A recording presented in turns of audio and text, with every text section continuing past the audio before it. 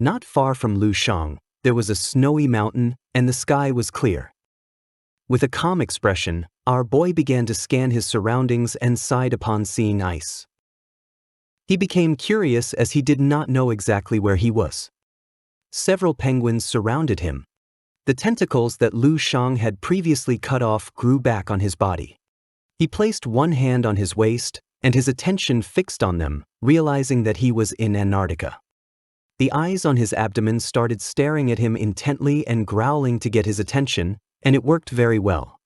Lu Shang was furious, and without hesitating even for a second, clenched his fist tightly and punched one of the eyes. His eyes filled with seriousness, he began to stare at them intently and made one thing clear now that they were inside his body. They had to obey him, or otherwise, they would die.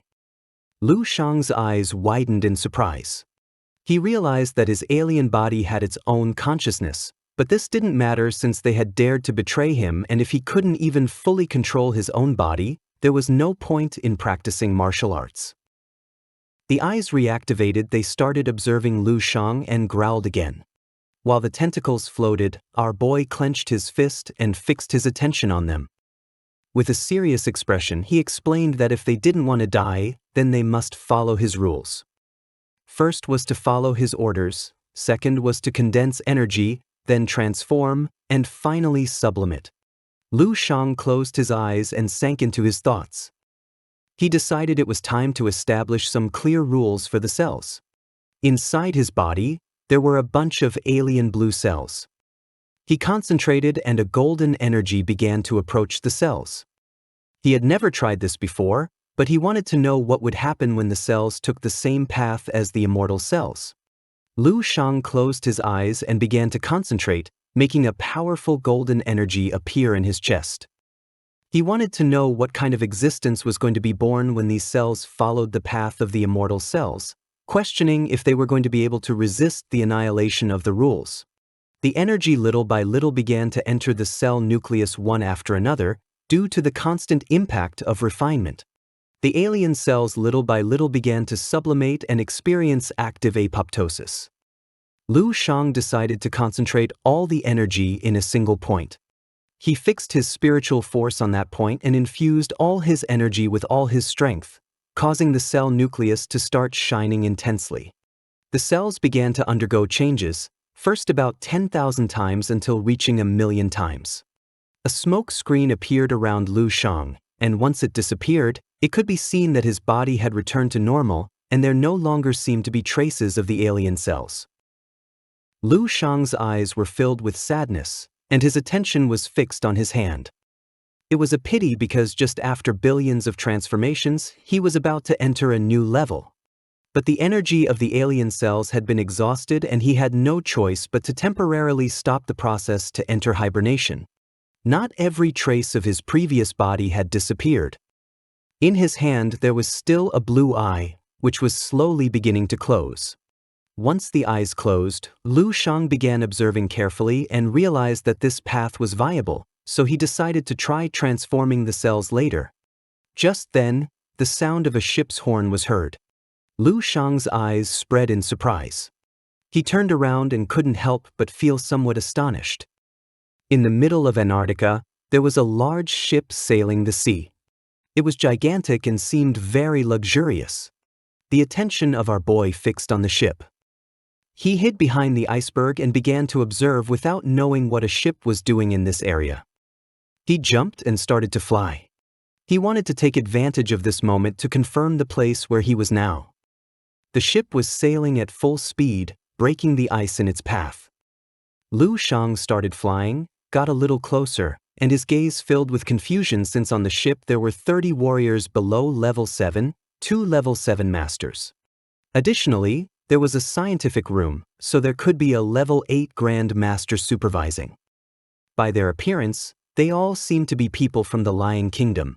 For him this was something suspicious and strange. What caught his attention the most was the level 8 Grand Master. The ship was very luxurious. It had several floors and on the highest one there were a lot of people. Lu Shang's eyes began to shine. Using his powers, he started scanning the area to see where the level 8 Grand Master was. Several minutes later, he found the room where the Grand Master was. Somewhere on the ship, there was a couple sitting on the sofa, having a good time. The level 8 Grand Master was a man with orange hair. Above him was a sexy woman. The man started observing her and couldn't help but smile. Lu Sheng realized that this guy was nothing more than a womanizer and lover of drinking. Next to them was a table on which there was a ring with a purple eye. Lu Sheng paid attention and realized that judging by the pattern of the ring, it was an ocular ring. Our boy was perplexed and confused. This ship belonged to the research organization Ocular known as Huion. His mind filled with curiosity, so he decided to take a look at the other rooms in search of information. In some other room of the ship, there was a woman with blue hair sitting and writing something.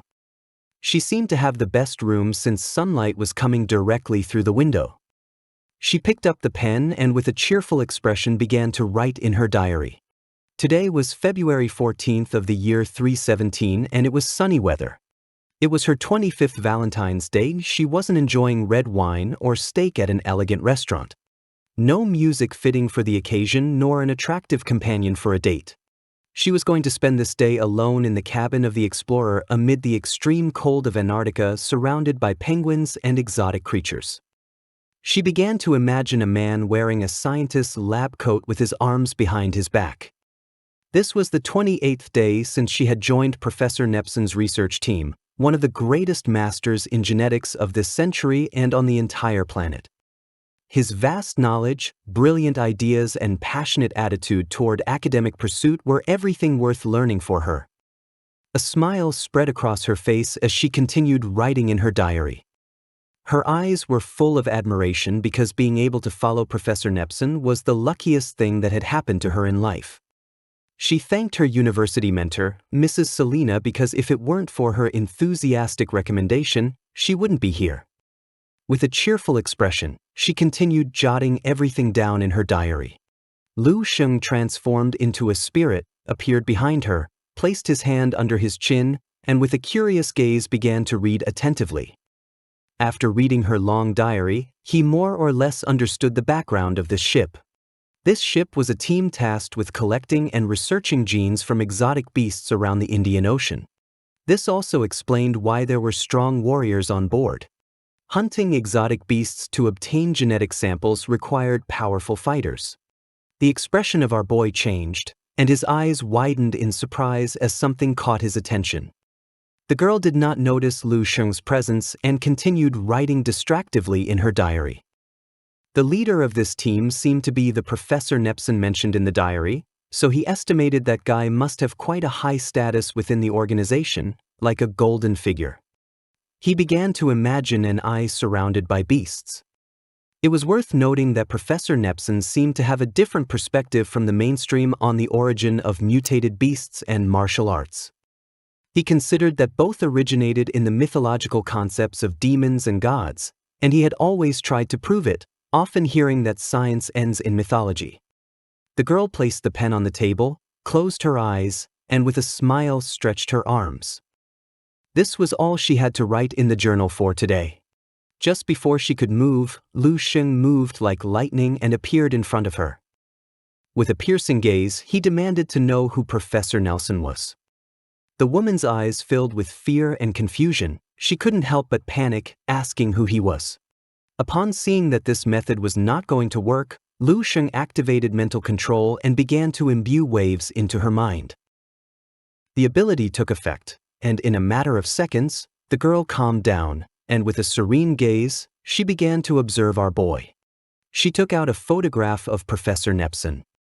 He was an old man who wore glasses. Lu Sheng started observing the photo carefully, thanked her, and then disappeared. The girl remained paralyzed, holding the photo for several seconds. Once the mental control stopped taking effect, she returned to normal and with a confused gaze questioned whether she had fallen asleep. Her attention was fixed on the photo of Professor Nepson. She began to imagine the professor winking at her. She couldn't help but blush like a tomato and be in shock. She didn't know why she was staring intently at the photo of Professor Nepson. Today was Valentine's Day, and she thought that maybe she'd made some fantasy about him. Somewhere on the ship, there was a research laboratory. Inside was Professor Nepson. He had his head resting on his arms and was sleeping like a log. There were several folders on the table. He was dreaming, thinking that Berlin's mythologies were very different from those of other countries, believing that perhaps they could bring new ideas. Lu Sheng entered the laboratory and began to gaze silently at Professor Nepson. Without making any noise, he picked up one of the folders. His eyes widened in surprise. It was a compilation of data on ancient myths from Dragonland, ancient myths from Lionland, and mythological origins from Eagle Land. He was confused to see that they had moved so many resources just for these legends of dubious authenticity. Professor Nepson kept sleeping like a log. Lu Sheng couldn't help but smile, realizing that this organization was very rich. He thought that maybe he could take advantage of this to get some benefit from them. Lu Sheng transformed into energy and disappeared without a trace. He left the ship and returned outside. While the energy was entering his body, his attention focused on the beautiful landscape. His eyes filled with surprise as something caught his attention. He activated his power, making golden energy appear around him. He started flying through the sky at great speed. He decided to lend himself for a purpose. Not far from the area, there was another ship. On the deck were two men, one of whom had both hands resting on the railing and mentioned that it would be a week before they returned. The old man who was looking through binoculars replied that it would be less time. He had noticed that some of the team leaders no longer wanted to stay. He put down the binoculars, and with a sincere expression explained that following a scientific research team is just an ordinary worker was exhausting. But everything depended on what Professor Nepson said. Although he seemed weak and fragile, his position in the organization was no less than that of those with higher royal emblems. Even those with common royal emblems did not dare contradict him. The other man turned towards him and couldn't help but feel somewhat surprised. The old man's watch began to ring. With a curious gaze, he started looking at the watch without knowing what was happening. Someone revealed to the captain that suddenly a powerful underwater current had emerged beneath them, diverting the ship, asking them to look ahead. In front of them was an iceberg. The captain was in shock, giving the order to turn the helm as soon as possible. The other man put his hands on his head and couldn't help but panic. Just a moment ago, the iceberg wasn't in the area and had suddenly appeared out of nowhere. They couldn't control the ship in time and turned the helm, causing it to crash forcefully against the iceberg.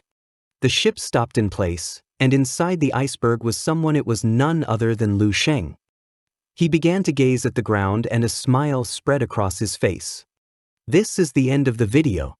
If you guys want to see the next part, then don't forget to subscribe and like the video.